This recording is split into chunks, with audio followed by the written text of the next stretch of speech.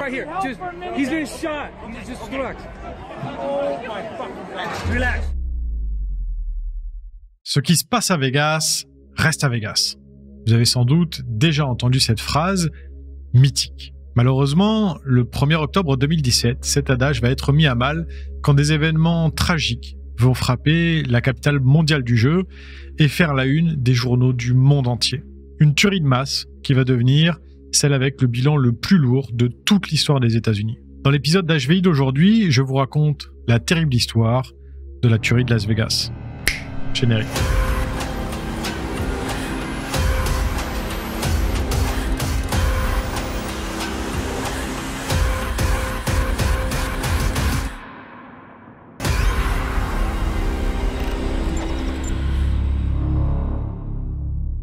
Au cœur du désert des Mojaves, dans l'état de Nevada, Las Vegas s'impose de loin comme la capitale mondiale du divertissement. Près de 42 millions de touristes américains et étrangers font escale chaque année dans la Sin City, la ville du péché, où les casinos et les hôtels de luxe font tourner l'économie à plein régime.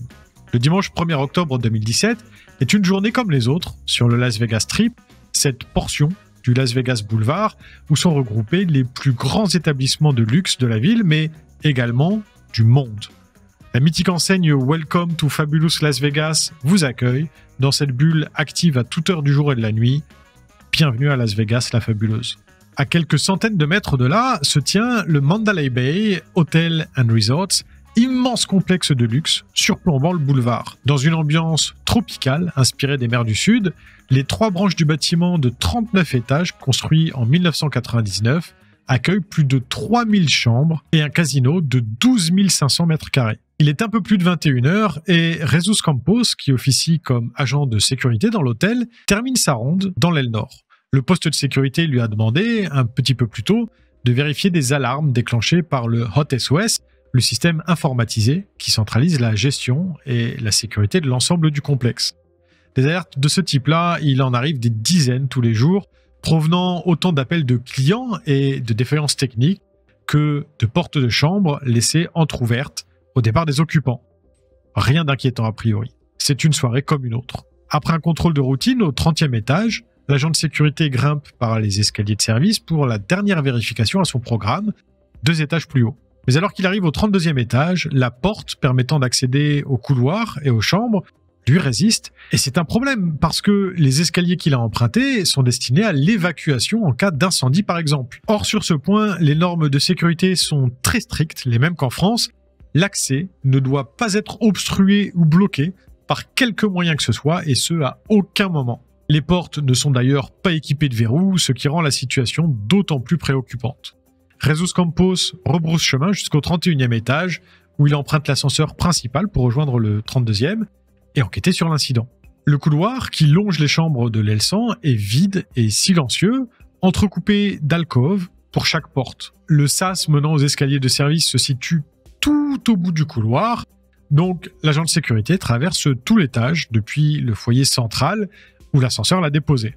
Enfin arrivé dans le petit sas d'accès aux escaliers, il remarque une équerre en métal vissée dans le battant, condamnant ainsi l'accès. Le genre d'installation de fortune qui n'a rien à faire là. Jesus Campos attrape alors le téléphone à disposition dans le sas pour avertir le poste de sécurité de sa découverte, pour le moins inhabituelle. Son collègue lui répond qu'un technicien va venir régler le problème, enlever l'équerre et dégager l'issue de secours. Ce qu'ils ne savent pas encore, c'est que cette petite équerre en métal n'est que l'amorce d'un drame qui va coûter la vie à de très nombreuses personnes.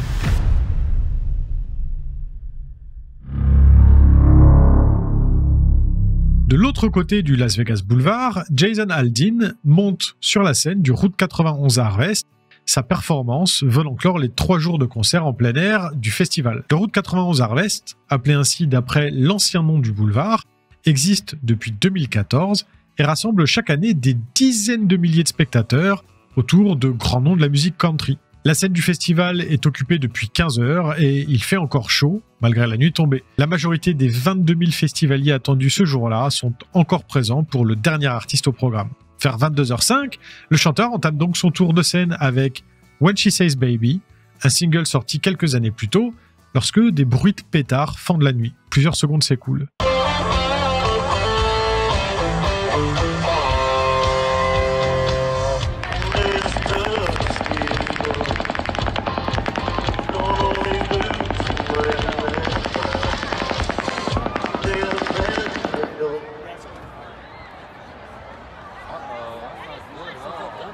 Dans la fosse, les téléphones dégainés pour enregistrer le concert captent les regards interloqués, puis les musiciens s'interrompent et Jason Aldean quitte précipitamment la scène. La confusion s'abat sur la foule tandis que les claquements continuent de fendre l'air avec une régularité inquiétante.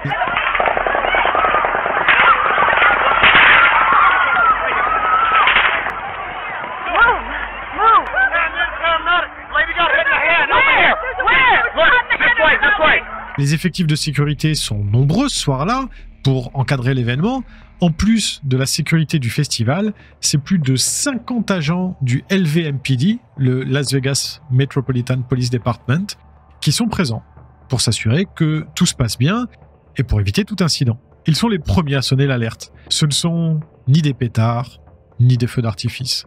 À 22h08, les radios de police des environs grésillent. Un officier sur place rapporte de nombreux coups de feu tirés depuis ce qui ressemble à une arme automatique. Plusieurs personnes ont été touchées. L'origine des tirs n'est pas immédiatement identifiée, ça peut venir de n'importe où. Le problème, c'est que les 6 hectares à ciel ouvert du Las Vegas Village ne laissent que peu d'endroits où se mettre à l'abri. Au niveau de la scène, l'endroit le plus à découvert, les spectateurs se mettent à terre en attendant que la pluie de balles cesse momentanément, laissant un bref instant de répit pour courir. Les policiers sont eux aussi pris sous le feu nourri qui s'interrompt à peine quelques secondes entre 2 salves.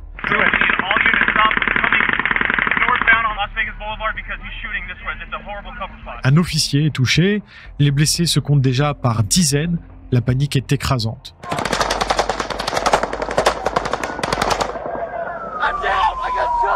Alright, where? Alright, move. We got casualties. Okay. Just keep pressure on that.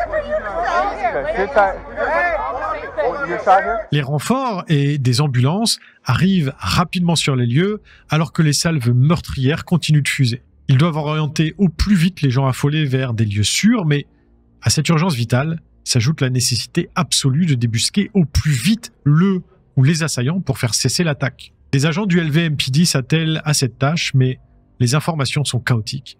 La possibilité d'une attaque coordonnée est évoquée, comme en 2008, lors de l'attaque terroriste qui a touché Mumbai et fait près de 200 morts, ou encore un événement plus récent et plus proche de chez nous, l'attaque du Bataclan le 13 novembre 2015. La priorité est donc de trouver le ou les tireurs à tout prix et de mettre fin à la fusillade. Mais à 22h12, soit 7 longues minutes après le début de l'attaque, la confusion règne toujours quant à l'origine des tirs, le nombre d'attaquants ou encore leur identité. Des officiers sont dépêchés à l'hôtel Tropicana, au nord du Las Vegas Boulevard, après que des tirs provenant de là-bas aient été rapportés. Le Luxor, positionné juste en face du Las Vegas Village, voit à son tour débarquer des officiers pressés par le temps, venus vérifier des informations assez incertaines. Puis, le Mandalay Bay Hotel est évoqué dans cette enquête au pas de course des forces de police et des effectifs sont envoyés en direction du complexe hôtelier. 3 minutes supplémentaires se sont écoulées. Il est maintenant 22h15 et après 2 nouvelles rafales de balles, le feu cesse enfin. Pourtant, l'adrénaline peine à redescendre tant on se croirait dans une scène de guerre. Des voitures civiles sont réquisitionnées pour évacuer les blessés qui se comptent maintenant par centaines, transportés sur des barrières de sécurité dans les voitures de police vers les hôpitaux des environs. C'est en tout une quinzaine de salves qui se sont abattues sur le public du concert en 10 minutes à peine, plus de 1000 balles visant la foule et les alentours du Las Vegas Boulevard. Sur le sol de faux gazon et de béton du Las Vegas Village, au milieu des affaires abandonnées dans la panique et des corps abîmés, on prend lentement conscience de l'ampleur des dégâts.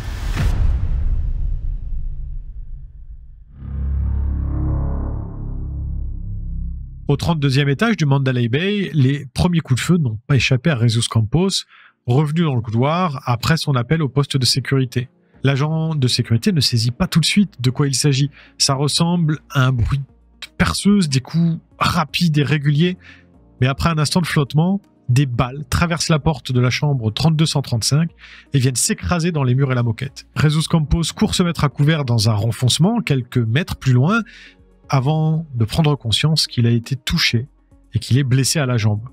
Il ne sait pas exactement quel type de projectile l'a touché, mais malgré la douleur et la panique, il prend la radio portative qu'il a toujours sur lui quand il est en service et signale les tirs en provenance de la suite 3235. Quelques instants plus tard, le technicien envoyé par le poste de sécurité arrive au 32e étage. Inconscient du danger, Steven Schnuck a à peine le temps de faire quelques pas dans le couloir que Jesus Campos lui hurle de se mettre à couvert. À nouveau, des balles fusent dans leur direction. Steven Schnuck manque de peu d'être touché à son tour, mais il parvient à rejoindre une cachette hors de portée des tirs. Il est 22h11 et il rapporte à son tour les tirs que Jesus Campos et lui essuient dans le couloir du Mandalay Bay. En plus des 2 salves qui ont balayé le couloir à l'approche des 2 hommes, quelques 200 balles en tout, les rafales continuent de résonner dans la chambre du bout du couloir sans que les 2 hommes ne sachent dans quelle direction le tireur fait feu. En parallèle, les agents de police au sol arrivent enfin à entrevoir la source de l'attaque. Il s'agirait d'une chambre du Mandalay Bay Hotel à plus de 350 mètres du Las Vegas Village. Une chambre haute dans les étages, 50e étage, 40e étage peut-être. D'autres agents de sécurité de l'hôtel, dépêchés au rez-de-chaussée, parce qu'ils pensaient que les tirs venaient de l'extérieur, font demi-tour quand des policiers arrivent en brandissant leurs armes. Tout porte à croire que le tireur se trouve en fait à l'intérieur de leur établissement. L'officier Cornell Hendricks et son apprenti Elif Farsin font partie des premiers arrivés sur les lieux. Ils demandent aux clients présents sur leur chemin, ainsi qu'à tout le personnel, de se mettre à l'abri au plus vite et montent jusqu'au 31e étage avec 3 agents de sécurité de l'hôtel. Ils peuvent entendre les rafales fuser depuis l'étage au-dessus pendant de longues secondes qui s'écoulent au ralenti, secondes qui se transforment en minutes. Puis à 22h15, les tirs cessent. Les radios des policiers continuent de diffuser les dernières informations sur l'incident à tous les effectifs branchés sur la fréquence, mais de la chambre 3235 émane maintenant un silence assourdissant. Jesus Campos et Steven Schnuck, qui sont parvenus jusqu'au foyer central de l'étage sans essuyer de nouveaux tirs, attendent les renforts. Une équipe d'intervention improvisée se forme, composée d'officiers de police présents dans les environs, parmi les premiers à avoir répondu à l'appel. Le sergent Joshua Bitsko, l'officier Dave Newton de la brigade canine et l'officier du SWAT Levi Hancock ne se connaissent pas, mais leur objectif est le même. Organiser les forces pour appréhender le tireur et mettre définitivement fin à sa morbide entreprise. Parce que les tirs pourraient reprendre à tout moment où le tireur pourrait chercher à s'enfuir.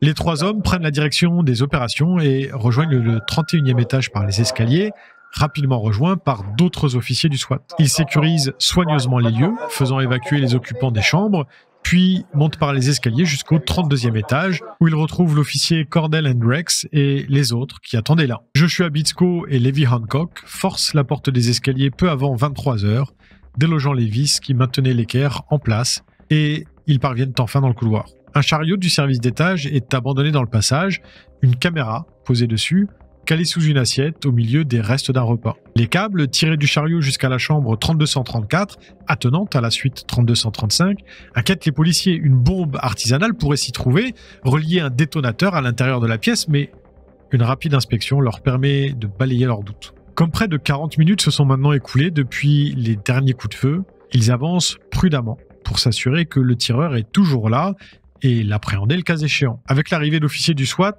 aguerris à ce type de situation, la décision est prise d'ouvrir la porte de la suite 3235 à l'aide d'explosifs. Les radios diffusent l'ordre de se mettre à couvert, puis à 23h20, la détonation éclate au 32e étage.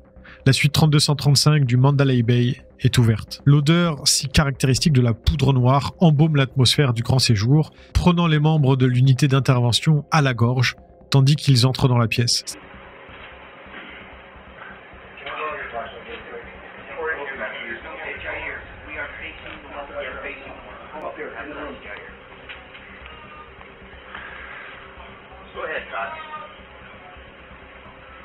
C'est une véritable armurerie qui se dévoile devant eux.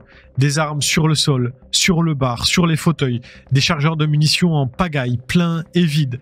Un arsenal tel que certains trébuchent sur les fusils chargés en avançant pour sécuriser les lieux. Au centre de la pièce, près du bar, le corps d'un homme est allongé sur le dos, inerte. Le suspect s'est suicidé d'une balle dans la bouche. Les officiers font maintenant le tour de la suite pour s'assurer qu'aucune autre menace ne s'y trouve.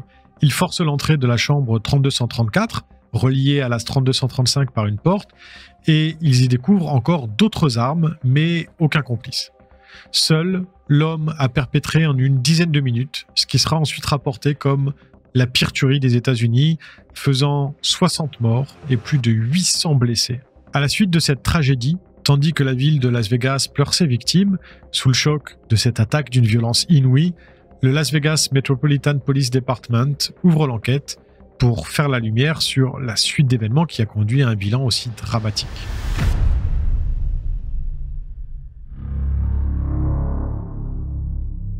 Le tireur s'appelle Stephen Paddock.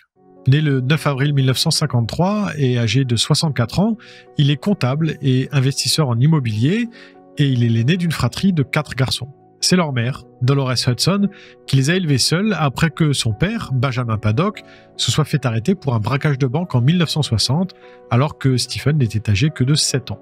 Benjamin Paddock décède en 1998, après de longues années passées en prison, loin de sa famille. Malgré ça, le garçon grandit sans encombre et apprend très tôt l'importance d'être autonome et de s'assurer une stabilité financière. Il obtient son diplôme de gestion en 1977 et enchaîne divers boulots dans une agence postale, puis à l'IRS, l'agence fédérale responsable de la collecte des taxes et de l'impôt sur le revenu aux États-Unis. Plus tard, il crée une société de gestion immobilière familiale avec sa mère et son frère Eric, qui consiste essentiellement à acheter, rénover, puis revendre, plus cher, des biens immobiliers. Stephen Paddock est décrit comme un homme intelligent, à l'aise avec les comptes, le profil parfait pour ce type d'entreprise. Et les projets ne manquent pas. Les profits s'accumulent rapidement, leur offrant un train de vie confortable à mesure qu'ils rentabilisent leurs investissements. Du côté de sa vie personnelle, Stephen Paddock connaît 2 mariages, de 1977 à 1979,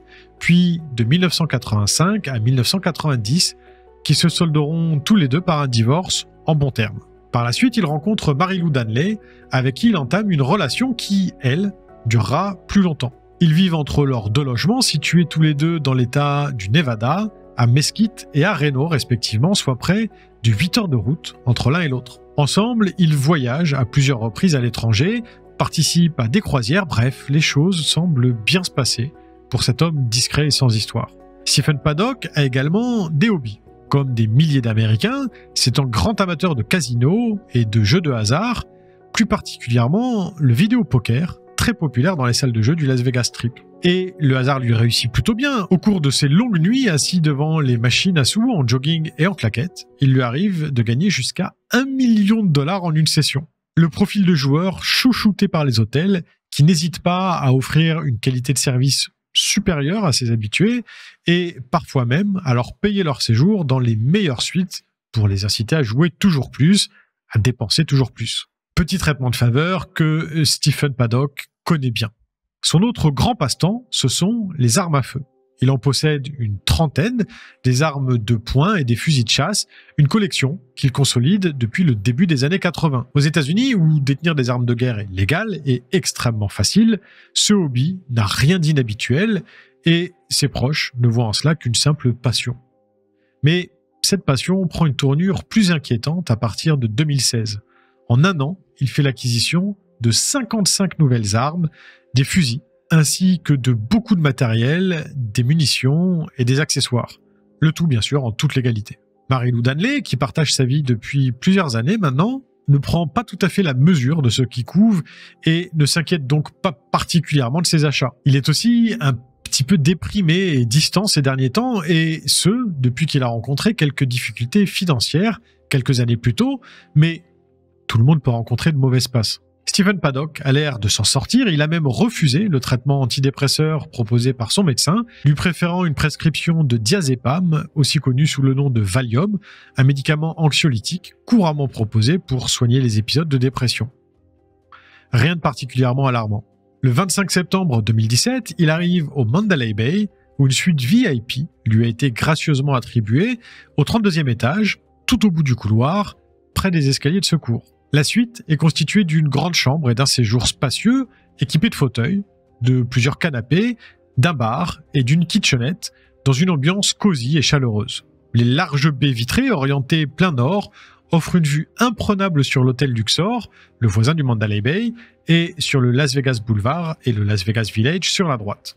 2 jours plus tard, le 27 septembre, Stephen Paddock demande à changer de chambre pour une suite au bout de l'aile de sang, dont l'orientation sud-ouest apporte une vue à 180 degrés sur le strip, bien plus intéressante que depuis l'aile nord. Mais le personnel ne peut pas accéder à sa demande, ce qui semble clairement l'agacer. Faute d'obtenir une autre suite, il réserve le 29 septembre la chambre attenante à la 3235, la 3234, sous le nom de sa copine. Les 2 chambres sont reliées par une porte intérieure, ce qui est bien pratique quand on a besoin de place ou de couchage supplémentaire. Il faut aussi dire qu'il multiplie les allers-retours en voiture entre son logement à Mesquite et le Mandalay Bay, ramenant à chaque fois de nouvelles valises que les employés montent jusqu'à sa chambre.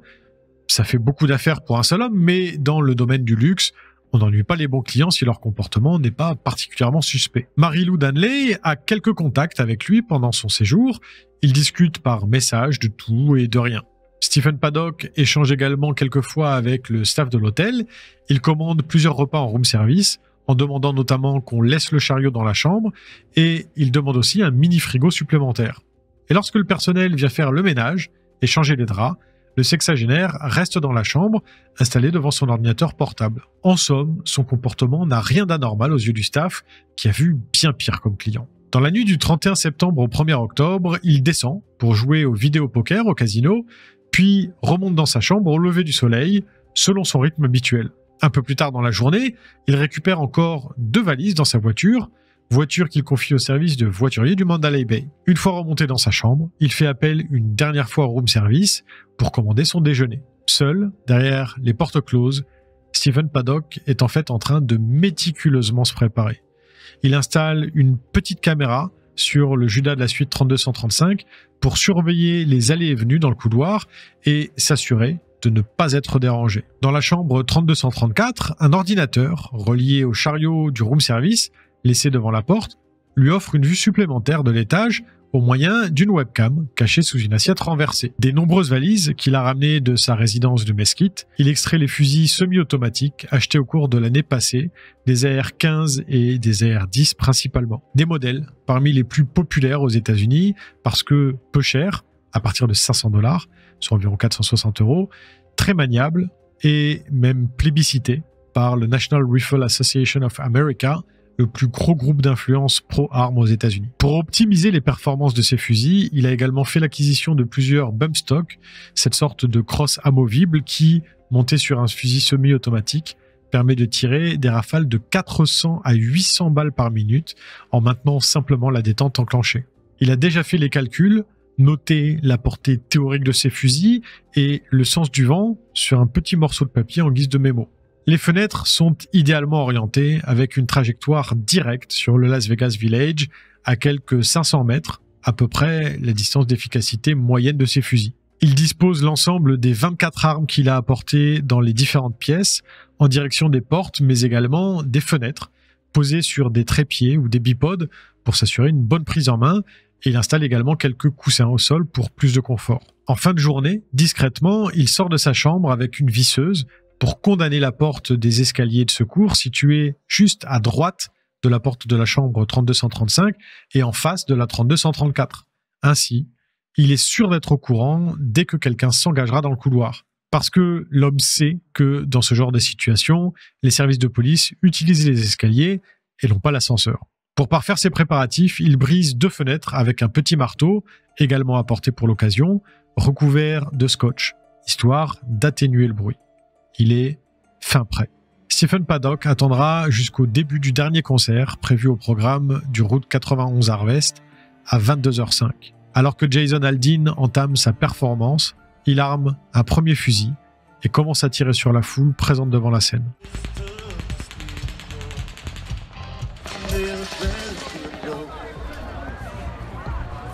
Son objectif est de ne s'arrêter que lorsque les chargeurs vidés l'obligent à changer d'arme. Il est malgré tout interrompu par un premier individu, un agent de sécurité arrivé dans le couloir du 32e étage par les ascenseurs, puis une seconde fois par un autre homme. Alors, pour abattre les intrus, ou au moins pour les garder à distance, il se détourne momentanément des fenêtres et tire à travers la porte avant de reprendre son affaire. 10 minutes, plus d'1 millier de balles tirées. 32 étages plus bas, une panique sans nom règne, mais des policiers commencent à converger vers lui. Il lui reste encore de nombreuses munitions, des armes non utilisées. Pourtant, Stephen Paddock se décide à mettre un terme au massacre. Il s'empare d'un revolver Smith & Wesson, l'une des rares armes de poing qu'il a emmenées avec lui, et met fin à ses jours, au milieu de la pièce saturée de poudre. Mais si l'on connaît maintenant son parcours et la façon dont il s'y est pris, une question primordiale reste en suspens. Pourquoi cet homme, a priori lambda, sans histoire, s'est-il livré à un acte aussi odieux? C'est ce que les enquêteurs et psychologues vont à présent tenter de comprendre.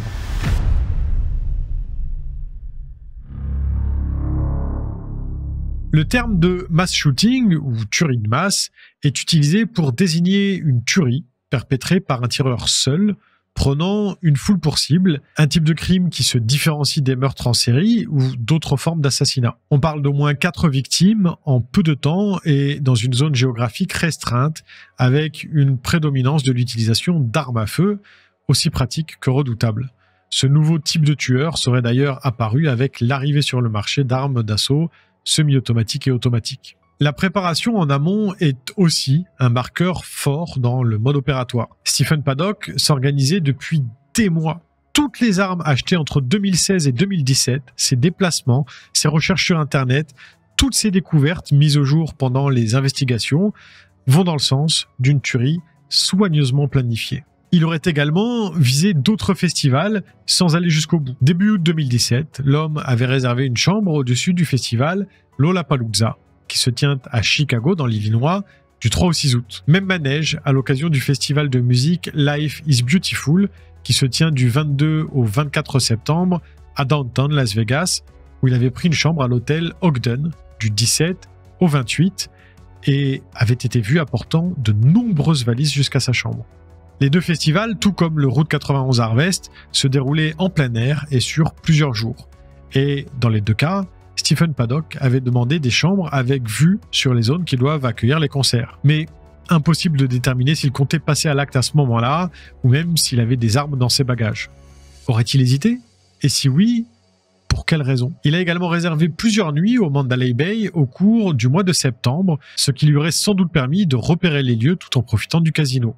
Et tout ça, sans rien laisser paraître, au point que même ses proches ne prendront conscience de ces terribles projets qu'après coup.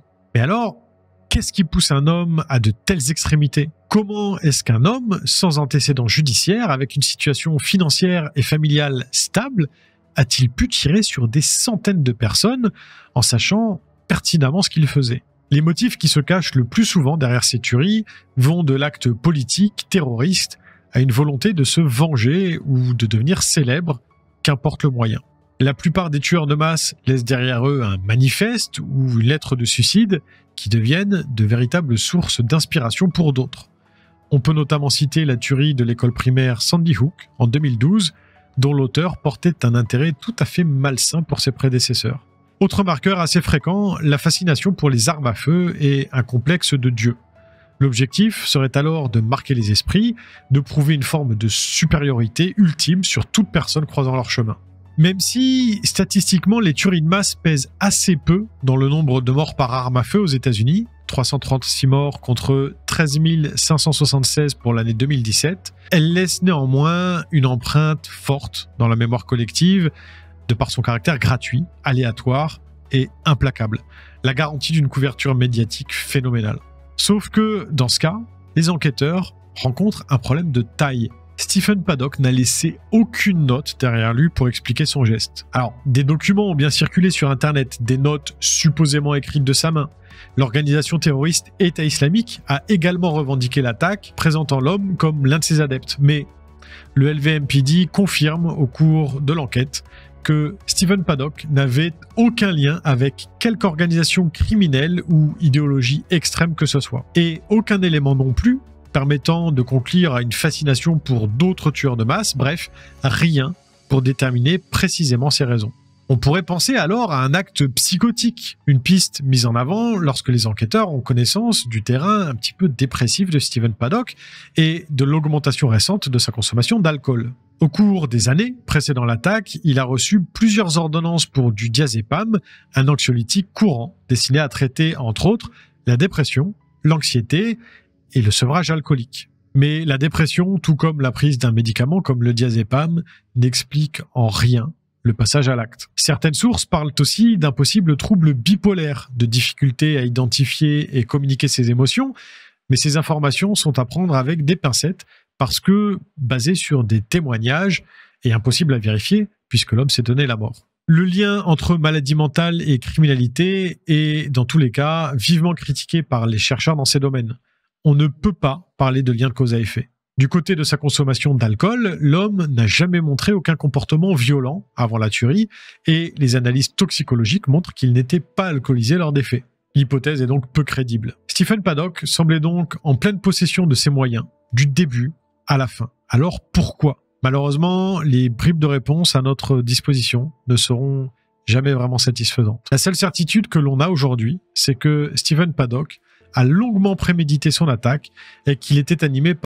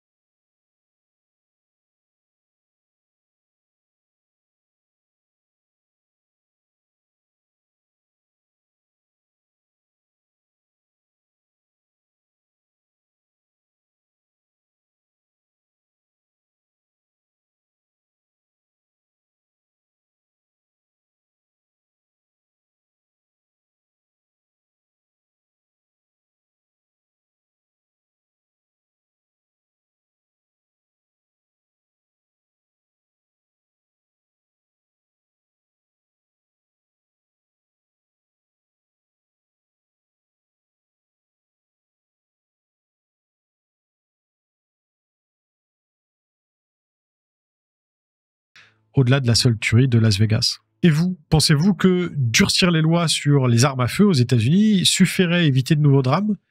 Le débat est ouvert dans la section commentaires, dans le respect comme d'habitude. Si, malgré l'horreur de cette histoire, mon récit vous a plu, pensez à mettre un petit pouce bleu, à partager la vidéo et bien sûr, abonnez-vous si ça n'est pas déjà fait. Rendez-vous lundi prochain pour une nouvelle affaire et d'ici là, n'oubliez pas, l'homme est un loup pour l'homme et il vaut bien souvent mieux se méfier de ses congénères plutôt que de monstres ou créatures imaginaires. Salut.